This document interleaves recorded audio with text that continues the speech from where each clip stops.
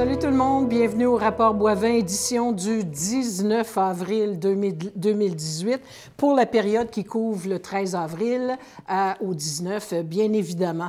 Beaucoup de choses au menu, fait que j'embraye immédiatement. La semaine dernière, je vous parlais du rapport controversé de la vérificatrice générale concernant l'ombudsman de Gatineau. Cette semaine, il y avait eu une demande de la part de l'ombudsman de Gatineau, M. André Gay, de pouvoir rencontrer les membres du conseil, vu que l'ombudsman relève, c'est le conseil qui a formé ce service pour le citoyen, parce que c'est un protecteur du citoyen. De pouvoir les rencontrer en public pour pouvoir discuter de toute la situation. Ça a été refusé. Alors, il a remis sa démission. Il se sent plus apte à effectuer son travail avec la tête tranquille, si on veut, compte tenu de tout ce qui s'est brassé. Décevant pour des gens qui sont particulièrement, qui sont bénévoles, qui y ont mis tout leur cœur. On a eu, en fin de semaine dernière, des lettres écrites dans le journal Le Droit de Marc Bureau, l'ancien maire de Gatineau, qui avait mis en place ce bureau d'ombudsman à Gatineau. Il y en avait une aussi de M. Paquet, Gilles Paquet, qui est une sommité en matière de gouvernance reconnue à travers le Canada, si pas plus. Qui ont vilipendé, je vais vous dire, en tout cas, ils ont envoyé une volée de bois à la ville de Gatineau d'avoir pris un organisme neutre, si on veut, un organisme indépendant comme la vérificatrice générale pour enquêter sur un autre organisme indépendant, le bureau de l'ombudsman, et qui dit qu'à la lecture du rapport, il n'y a même pas un once de critique méritée par rapport au travail de l'ombudsman. C'est donc pas fini, ce dossier-là. C'est fini pour M. Gay, que je salue, que je remercie pour son travail acharné au nom de tous les citoyens de Gatineau. C'est plate de terminer un mandat de cette façon, mais enfin, c'est la vie, comme diraient d'autres. Maintenant, restera à voir. Il sera remplacé par qui? Ça sera au conseil de ville de décider, pas aux fonctionnaires, mais au conseil de ville. Et j'espère qu'un jour, on nomme réellement un ou une ombudsman, protecteur du citoyen, en bonne et due forme. Pas un bureau, un ombudsman, on a un nom, c'est cette personne-là qui se présente, pas à huis clos, fait ses présentations de ses rapports et ainsi de suite. Entre-temps, c'est Mme Ginette Mercier, qui est vice-présidente du bureau de l'ombudsman, qui prendra l'intérim jusqu'à temps que la Ville prenne ses décisions. Il y a eu un conseil municipal cette semaine. C'était soirée d'adoption du plan pour les prochaines années du mandat. Dites-vous qu'il y a pratiquement déjà presque une année de compléter. On vit un peu sur le plan de l'année dernière.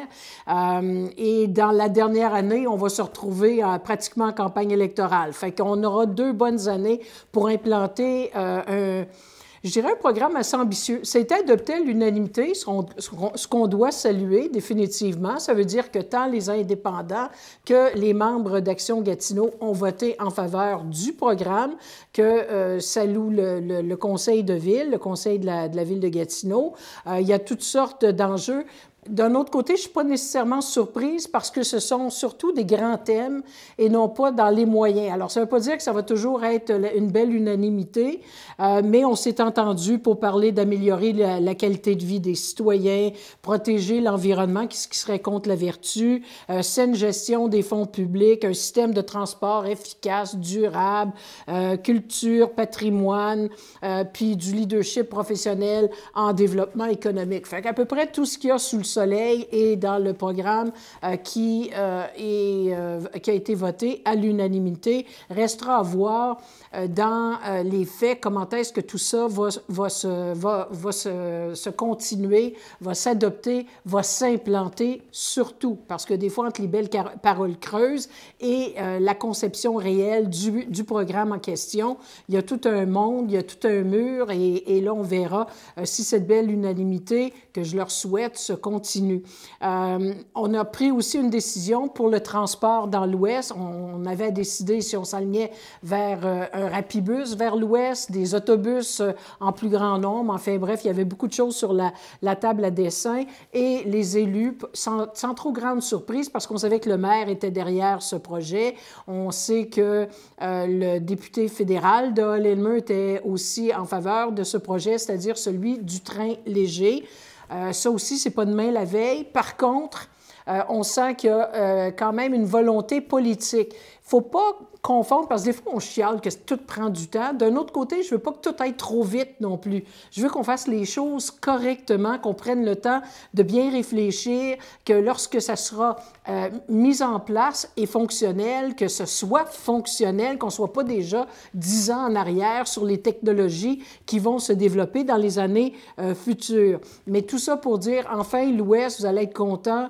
Enfin, on regarde de votre côté parce que ça se développe tellement rapidement du côté du plateau, du côté d'Elmer, qu'il était temps qu'on puisse leur offrir quelque chose qui a de l'allure en matière de déplacement. Et j'ai rien contre le déplacement durable, d'enlever des voitures de la route. Encore faut-il qu'on soit capable de se rendre à destination dans un temps raisonnable. Alors, à suivre, mais il y a une volonté politique provinciale, fédérale. Il y a beaucoup d'argent, semble-t-il, en infrastructure, malgré que c'est un compte un peu obscur qu'on ne connaît pas trop. Mais c'est le temps là, d'aller chercher des garanties des deux côtés, soit de Québec qui s'en va en élection au mois d'octobre. Attendez pas après les élections. Présentez votre projet. Faites approuver votre projet le plus rapidement possible, même si au moins c'est dans les grands thèmes, puis c'est un appui tacite. Ça sera déjà ça, quitte à parfaire avec le détail. Même chose du côté fédéral, où les élections vont s'en venir dans moins de 2 ans, donc l'année prochaine. Eux autres aussi, les députés de la place auront certainement leur mot à dire là-dessus. Il y a eu une réunion du mouvement Desjardins. C'était de toute beauté à voir. Je ne sais pas si vous avez suivi ça. En tout cas, je sais que dans les gens, surtout dans le coin de la Basse-Lièvre, c'est un dossier qui fait beaucoup jaser. On parle de fermer à la mi-août le guichet à Notre-Dame-de-la-Salette, le guichet à Plaisance. Mouvement, beaucoup de leadership de la part des maires de ces deux coins. Entre autres, je salue Denis Légaré, que je connais bien, de Notre-Dame-de-la-Salette, qui fait un travail phénoménal pour essayer d'attirer l'attention du mouvement Desjardins, comme beaucoup d'autres maires et beaucoup d'autres villages qui vont souffrir de la même décision du mouvement Desjardins qui s'éloigne de sa philosophie de base, si on veut. Ils ont eu une bonne rencontre. Il semble y avoir une certaine volonté du côté du mouvement Desjardins, en espérant que ce n'est pas juste fait pour endormir les gens, mais de façon à dire qu'il y a une certaine ouverture pour essayer de trouver comment est-ce qu'on va pouvoir permettre aux gens de ces coins-là, Notre-Dame-de-la-Salette, Plaisance, d'avoir accès à du comptage. Je le sais qu'on s'enligne, les amis, un jour pour en avoir de moins en moins. Même moi, je me sens bien archaïque quand je me présente quelque part puis je dis que je paye comptant, tout le monde me regarde de travers parce que tout le monde fait tout avec leur téléphone intelligent, leur carte de guichet et ainsi de suite. Mais il y a encore des endroits où l'argent, c'est important, les petits commerces, les dépanneurs et ainsi de suite, qui souvent privilégient ces façons de faire. Alors, je salue l'ouverture. Il y a une réunion extraordinaire, je pense, le 11 juin. En tout cas, continuez de suivre le dossier, ce que je vais continuer de faire aussi. Il faut continuer à mettre cette pression. Il faut que le mouvement Desjardins sente que ses membres, c'est eux qui décident, ce ne sont pas les conseils d'administration. Les conseils d'administration existent parce que le membership les met en place et on va espérer qu'ils vont faire de l'écoute parce qu'on dit que, entre autres, pour Notre-Dame-de-la-Salette, on va surtout concentrer les services du côté de Val-des-Bois. Donc, on favorise parfois certaines municipalités au détriment d'autres, mais des fois, il y a moyen de simplifier l'offre de services, mais sans l'annuler complètement. Enfin, à suivre.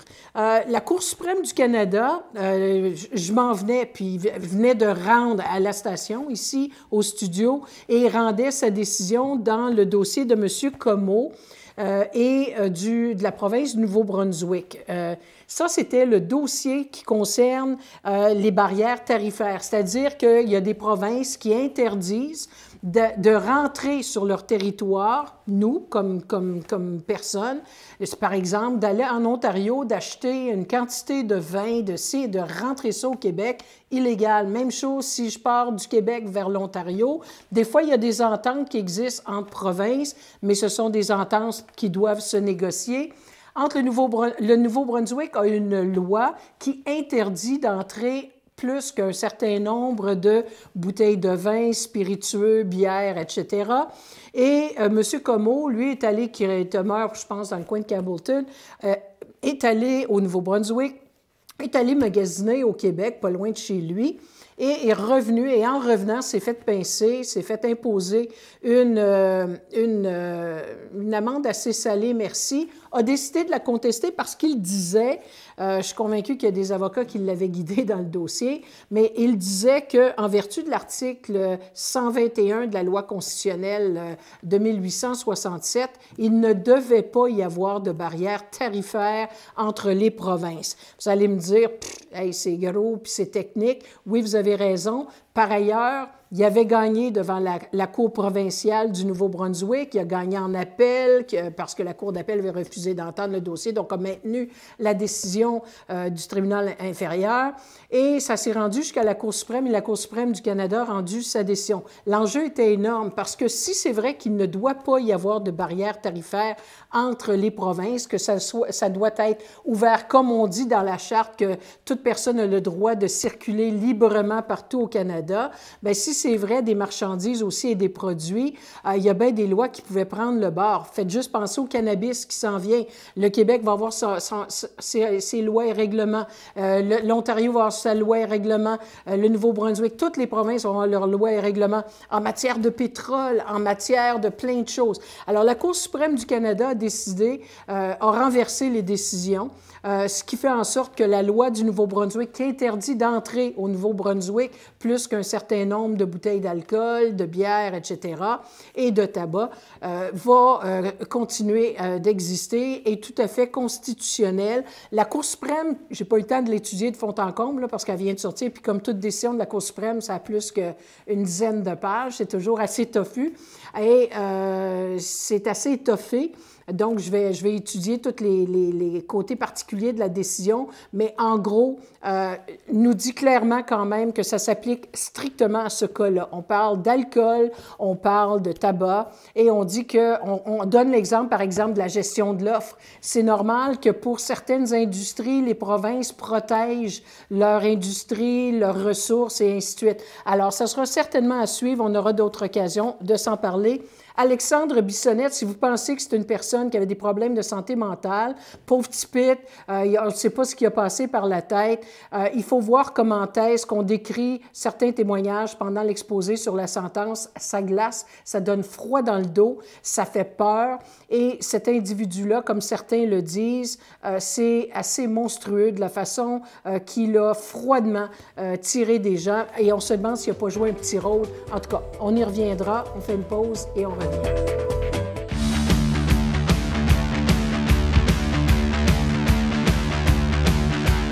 Nous vous présentons le tout nouveau véhicule de tournage de la TVC Basse-Lièvre.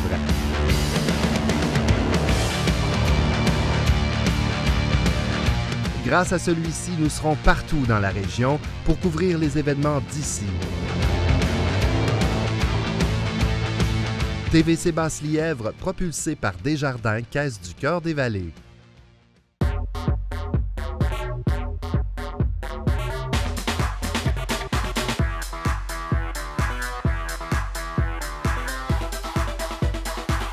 Oui, je parle français. Un message d'impératif français. Oui à un débat respectueux. Moi, je dis non au racisme et à la francophobie. Vivre en français, un droit fondamental. Travailler en français, un droit à respecter. Moi, je dis non à la francophobie. Un message du mouvement Impératif français.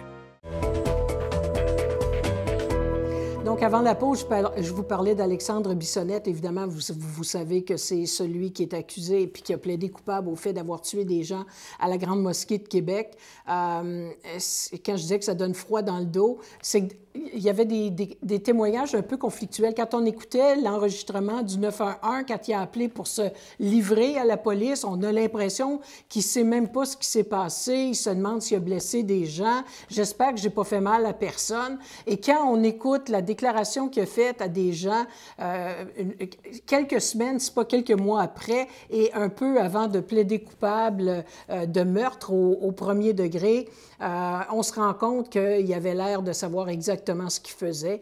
Enfin, j'ai hâte de voir quel genre de sentence, parce que, évidemment, la défense ne veut que 25 et la couronne veut beaucoup plus que ça. Prison à perpétuité, je veux que ça soit clair dans la tête des gens, c'est quand est-ce qu'il aura le droit d'être libéré sous condition qui est réellement en jeu.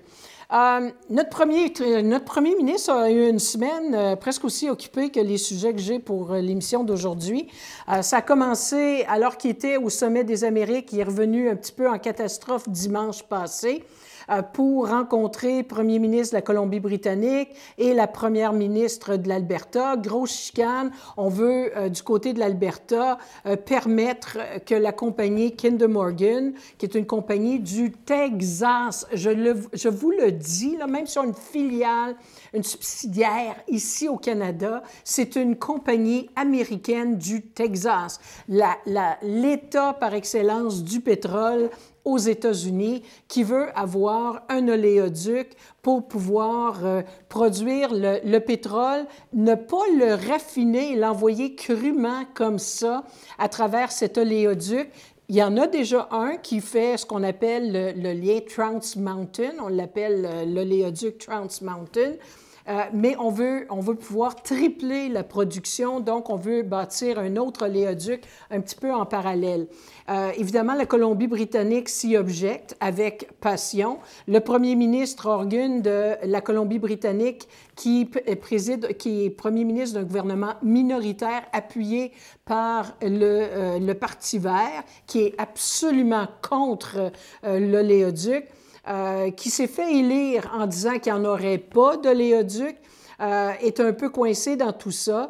Eux, ce qui est leur crainte majeure des gens en Colombie-Britannique, c'est s'il y avait un déversement, et c'est sur le long, ça se rend jusqu'à la côte du Pacifique, parce que c'est ça qu'on vise avec Kinder Morgan, son projet de Trans Mountain, c'est de pouvoir envoyer les produits dans les pays étrangers, aux États-Unis, de façon plus rapide que par le chemin terrestre.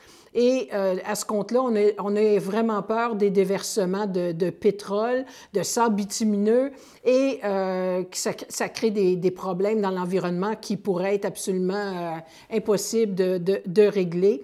Les Premières Nations, plusieurs Premières Nations sont contre. Je dis bien plusieurs parce que c'est comme la population en Colombie-Britannique. Il y en a qui en veulent, il y en a qui veulent travailler là-dessus parce qu'ils disent que ça va donner de la job. Dites-vous que ça va être surtout des jobs de construction parce que ça ne donnera pas beaucoup d'autres jobs que le temps de construire l'oléoduc. Mais enfin, bref. Alors, le premier ministre Trudeau, lui, qui s'était engagé à le voir se concrétiser, cet oléoduc, en campagne électorale de 2015, tout en prônant à être très environnementaliste. En tout cas, un jour, il faudra que quelqu'un m'explique ça comme il faut. A décidé de jouer un peu à l'arbitre et de dire, enfin, bref, c'est nous, au fédéral, qui allons régler tout ça parce que c'est d'enjeu national. Je ne sais pas ce que le fait de pouvoir sortir le pétrole de l'Alberta, de le vendre ailleurs que chez nous, devient un enjeu national pour le Canada. Sérieusement, il va falloir qu'il fasse attention à ce qu'il dit parce que ça pourrait avoir des impacts dans d'autres dossiers qui touchent le Québec, l'Ontario, à d'autres niveaux, et qu'un jour, il y en a qui vont lui remettre ça dans le visage et ça risque de créer certains problèmes. Alors, il s'est présenté ici, il est revenu en catastrophe à Ottawa. Il a mis les deux premiers ministres que je vous mentionnais tantôt face à face. Deux premiers ministres en passant néo-démocrates, deux partis qui supposément sont très environnementaux. En tout cas, il va rester des séquelles de tout ça vis-à-vis le Parti fédéral aussi, qui ne sait pas trop sur quel pied danser, de quel bord tu vas. Si tu dis ouais à la Colombie-Britannique, ça veut dire que tu dis non à l'Alberta et vice-versa. Et si tu dis rien, tu as de l'air de manquer de leadership. Enfin bref, pas une situation facile, je ne les envie pas. Ça n'a rien réglé, la rencontre de Justin Trudeau, sauf qu'on apprend qu'il est prêt à mettre de notre argent de payeurs de taxes parce qu'il dit que ce n'est pas nécessairement la compagnie Kinder Morgan de s'occuper de ça. Et Kinder Morgan, Fortez, parce que c'est leur compagnie qui va en bénéficier, de sentir qu'il y a des gros dollars et probablement des milliards qui vont être remis du côté fédéral à travers tout ça. Ça sera certainement à suivre parce que là, je ne suis pas convaincue que les Canadiens, dans leur ensemble, sont très chauds à l'idée de mettre de l'argent dans ce type de dossier-là. Il y en a beaucoup d'autres qui se mériteraient aussi ce type de revenus. Mais il n'est pas sorti du bois avec ça. Des chicanes fédérales, provinciales, avec l'Ouest comme ça remonte quasiment au temps de son père. Sauf que là, il est du côté de l'Alberta contre la Colombie-Britannique. En tout cas, un beau bordel. Pendant ce temps-là, tu as le Québec qui s'en va en élection. Ça regarde bien, des fois, d'avoir des petites chicanes avec le fédéral. Alors, dans leur cas à eux, c'est la question des migrants. C'est la question d'avoir hérité de plus de migrants que... Vous savez, quand ça a traversé nos frontières, après que Donald Trump avait dit qu'on retournerait ce monde-là chez eux, bien, ils ont tous décidé de s'en venir vers le Canada parce que notre premier ministre, à nous, a tweeté que « Hey, nous autres, on est fins, on est beaux, on est gentils. » Rentrez à pleine porte, pas de trouble avec ça. Et c'est rentré à pleine porte, et surtout au Québec. Le Québec qui a été pris avec une facture assez énorme. On parle de 140 quelques millions qu'il réclame au fédéral en disant « Hey, c'est ton problème, c'est ta responsabilité, on le fait pour toi parce qu'ils sont rentrés chez nous, mais tu vas nous aider à régler ce problème-là. » Et le brillant ministre de l'Immigration fédérale qui a joué du gros violon vis-à-vis le Québec en disant « Voyons, il ne faut pas laisser le monde mourir, puis il faut montrer de l'humanisme. » Ça n'avait rien à voir, c'est une question pratico-pratique. Ce n'est pas à nous autres seulement au Québec à payer pour tout ça, puis ce n'est pas à nous autres à voir nécessairement toute l'infrastructure qui doit se mettre en place, sans compter que ça peut durer des années et des années et des années avant que le statut de ces gens-là se règle. Alors, le ton était très acerbe. Alors, ça sentait une autre chicane. Fait que non seulement chicane dans l'Ouest, chicane avec le Québec. Là, j'ai hâte de voir si Doug Ford se fait élire en Ontario. Ça pourrait être une chicane avec l'Ontario qui veut rien savoir de la taxe sur le carbone de Justin Trudeau. Alors, il risque d'être en chicane avec à peu près tout le monde. Ça va être cute avant d'entrer en campagne électorale l'année prochaine. Ceci étant, on verra comment il s'en sortira. Le ton s'est posé un peu avec le Québec. Par contre, au lieu d'avoir le ministre de l'Immigration Sen, on a mis Marc Garneau, l'astronaute, pour essayer de tempérer un peu les propos puis dire oui, on est réceptif là, aux demandes du Québec. C'est pas encore réglé, faut pas relâcher du côté du Québec parce que je pense qu'il ne nous appartient pas qu'à nous de régler cette problématique-là. Et il y en a beaucoup plus que juste la question de l'argent. Je voulais aussi vous parler rapidement de son voyage parce que dans tout ça, il y avait aussi un voyage à Paris. Il est allé faire son discours. J'en avais parlé la semaine passée. Il est allé à l'Assemblée nationale. Discours qui a été relativement bien reçu. Il y a eu beaucoup d'ovations photogéniques. Mon Dieu, que j'aimerais ça qu'ils apprennent à parler aux gens, juste comme ça, pas de notes, pas rien, puis juste regarder les gens à l'Assemblée nationale, un peu comme Macron le fait, a de l'air tellement posé, tellement sûr de lui, alors que Justin, s'il n'y a pas sa page devant lui, des fois, on a l'impression qu'il a peur de craquer. Mais ça a été bien reçu, sauf évidemment avec les partis plus de droite ou d'extrême gauche qui n'ont pas aimé son discours sur l'immigration ou sur les traités de libre-échange, parce qu'il y a des grosses chicanes sur les traités européens. Enfin, on pourra y revenir, mais ça a été bien perçu par les médias, je dirais, dans leur ensemble, et c'était la première fois qu'un premier ministre canadien allait devant l'Assemblée nationale comme ça, alors c'est quand même très bien. Il est arrivé à Londres pour aller participer à une rencontre des chefs du Commonwealth. Il a été reçu par la gang de Greenpeace qui sont toujours capables de bien imager leurs propos. Alors, il attendait Justin Trudeau avec un faux pipeline, un faux oléoduc devant le Haut-Commissariat, c'est l'équivalent de l'ambassade du Canada en Angleterre, à Londres, et où on appelait ça crude d'eau, pétrole, crude d'eau oil, alors où on lui lançait en pleine face le message que si tu veux prétendre être très environnementaliste, tu as signé l'accord de Paris et tu veux te partir un autre oléoduc qui a un problème en quelque part, mon chum. Alors ça, c'est pour la semaine très chargée de Justin Trudeau. Il y a eu la ministre de la Justice, on a appris en tout cas que avec Facebook, quand vous êtes au palais de justice, si vous êtes convoqué comme membre d'un jury, pour faire partie d'un jury, mettez votre localisation à off, fermez ça, parce que si c'est à on, n'importe qui est autour puis qui passe quelques jours avec vous va être capable de vous avoir dans les suggestions. Alors, ô horreur, on apprend que grâce à Facebook, il y a des avocats, soit de la défense ou peut-être de la couronne, on ne le sait pas non, à ce niveau-là, qui sont capables d'avoir un meilleur profil de certains membres du jury. Moi, je passais ma semaine là, à parler de ça à différents niveaux, dans différents médias, pour dire, et comme avocate, et comme commentatrice, que moi, je ne suis pas tombée en bas de ma chaise avec cette histoire-là. Je regarde une émission américaine qui s'appelle Bull, du nom de Jason Bull, qui est un expert pour former un bon jury, qui est engagé par des gens pour justement essayer d'aller chercher les gens les plus susceptibles de comprendre et d'embarquer dans la théorie de la cause d'un bord en particulier. Là où il ne faudrait pas déraper, c'est s'assurer que les informations personnelles comme le courriel, l'adresse personnelle de la personne, des façons de l'identifier de façon plus précise que juste dire « Oh, elle aime le hockey, elle aime les Canadiens de Montréal, elle aime tel genre de musique, etc. » Alors, bref, on va pouvoir aller voir jusqu'où ça se fait. La ministre a mis un comité sur pied, mais à mon avis, là, ça se règle avec un juge qui confisque les téléphones cellulaires des membres de jury, s'assure que tout est mis à off, qui est fermé au niveau de la localisation, puis il n'y en aura pas de problème. À nous autres de s'occuper de nos paramètres de sécurité. My God!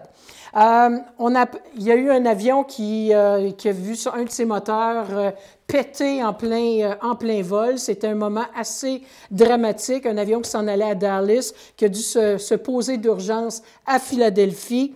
Et moi, je veux juste saluer, on n'en parle pas encore beaucoup, mais la pilote, c'est une femme pilote, Tammy Jo Schultz, qui a été extraordinaire. J'ai entendu des vidéos de sa conversation avec la tour de contrôle. C'était admirable comment elle était calme. C'est une ancienne pilote de chasse de la marine. Bravo, une héroïne. Il y a beaucoup de gens qui lui doivent leur vie. Il y a une personne qui est décédée malheureusement, triste pour sa famille.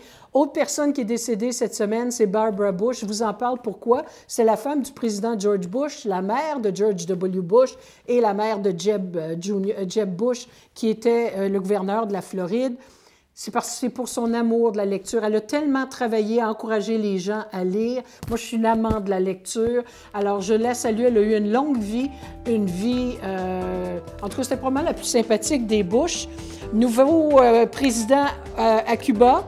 À suivre. J'ai plus rien à dire. À la semaine prochaine. Bye bye.